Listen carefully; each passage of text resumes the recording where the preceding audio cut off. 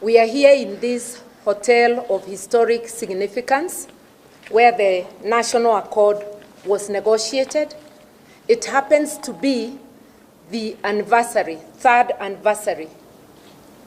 Is it third or second? Third of the political arrangement known as the handshake, which we must admit did bring calm after a 6-month standoff between the Jubilee administration and the NASA coalition after the 2017 very contested elections, which were in fact nullified by the court.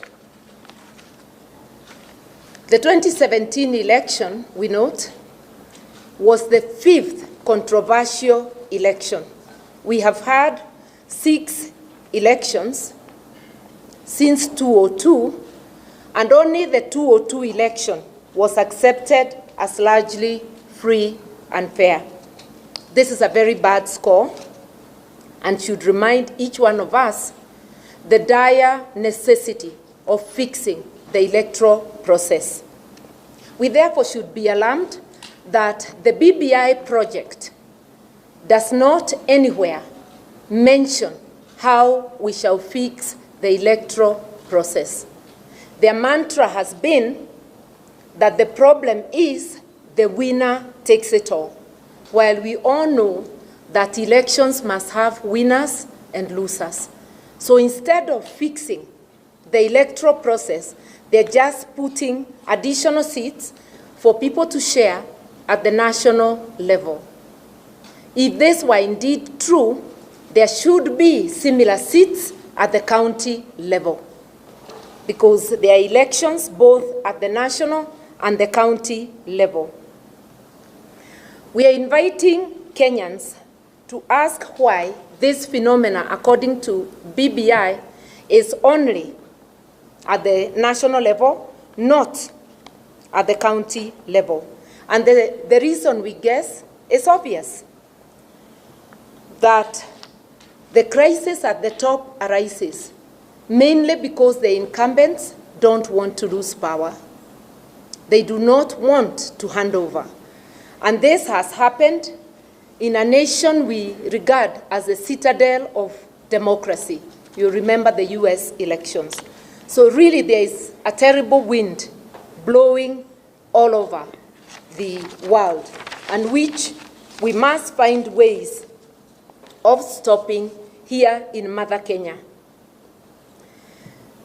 The handshake has actually revealed itself not to be a bipartisan project, but to be an agreement between two people on how to share the spoils of power. It's actually a process to try and control the political destiny of Kenya. We had President Uhuru in an unguarded moment after the nullification of his election in 2017, where he said he will revisit, and we understood him to mean he will revisit the Supreme Court. And revisit he did, because before if you remember, before the repeat election, the bodyguard of the Deputy Chief Justice was attacked, and a hearing in the Supreme Court that was trying to stop the repeat elections could not get quorum because the judges got intimidated. He has thereafter revisited the judiciary. We've seen both the executive and parliament gang up to deny the judiciary adequate funding. We've seen the president refuse to appoint 41 judges who were recommended to him in accordance with the Constitution by the JSC. That standoff lives on to date. But we are now seeing revisit is not confined to the judiciary. The BBI project is revisiting the 2010 Constitution, which the president has always considered as an inconvenience. He wants to exercise unlimited power. And we know constitutions exist to limit the power a president or anybody in authority may exercise. This is a project to overthrow the Constitution of Kenya 2010. It is a coup, and you'll realize that in the present time, military coups are not fashionable.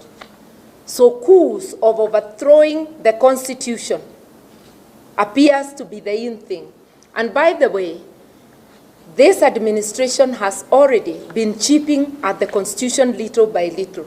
I've just alluded to the refusal to appoint judges, the many times this government has, through Parliament, passed unconstitutional laws which have been struck out by the courts, the many orders the executive has refused to obey, including the order to dissolve an unconstitutional parliament. The Constitution of Kenya Amendment Bill 2020 is actually a demonstration of the President's vengeance to revisit the Constitution of Kenya 2010. It is not an amendment bill. It actually should be titled the Constitutional Overhaul Bill, because out of the 18 chapters in the Constitution, it's amending a whopping 14 chapters. This is not an amendment, it's a total overhaul. This BBI project has been illegitimate and unconstitutional from the word go. We saw the signatures of an initiative dubbed a popular initiative being collected by the provincial administration. This in itself is unconstitutional use of public resources and machinery. We have seen MCAs getting bribed with car grants, being intimidated, and the most obvious intimidation, we have seen the Baringo MCAs, the ones who voted no, specifically, the ones among those who voted no. We have seen them under investigation, writing statements with CID, and one of them actually accused of terrorism. I do not know whether rejecting BBI is what amounts to terrorism. On further reflection, we ought not to be surprised because the President has not hidden his contempt for the Constitution and for the rule of law. Actually, this has been the signature of the Jubilee administration. Now, last week, we witnessed something, electoral violence in by-elections. And this election was significant. It is coming at a time that the state has sponsored a narrative that regional kingpins are the order of the day. We saw violence, and this violence, we believe, was deliberate and was aimed at achieving an outcome that reinforces regional kingship. And if you look at it, that is what has been. And it's a warning shot to all of us that if we stand silent and do nothing, we will not have elections as we know them in 2022. We will have those in power, mainly the President and his cronies, select for us, or rather, the President will succeed himself, or the administration will succeed itself. The regional kingship is being confined to the 5 major tribes in Kenya. The big 5, who form 65% or thereabouts of the population. We have another 38 tribes forming about 35%. What does this mean? That the 5 will perpetuate themselves at the expense of the 35? No. It just means big boys, and I'll deliberately say boys because this looks like a boys' initiative. It means the big boys from the 5 tribes will eat on behalf of their tribes, while everybody else from their tribe and the rest of the 35 watch them helpless. The message is we are not helpless.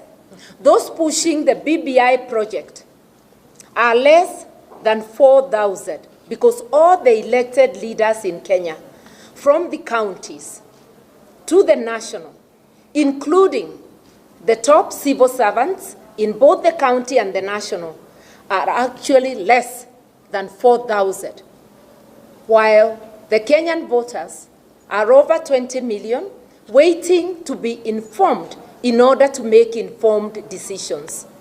Linda Katiba is a citizens' initiative to resist the overthrow of the Constitution, to resist the taking away of our voice as a people and our power. We urge everyone by word of mouth, by whichever method, let us come together because a people united shall never be defeated, and history has shown us that. Thank you very much, Madam Martha, for that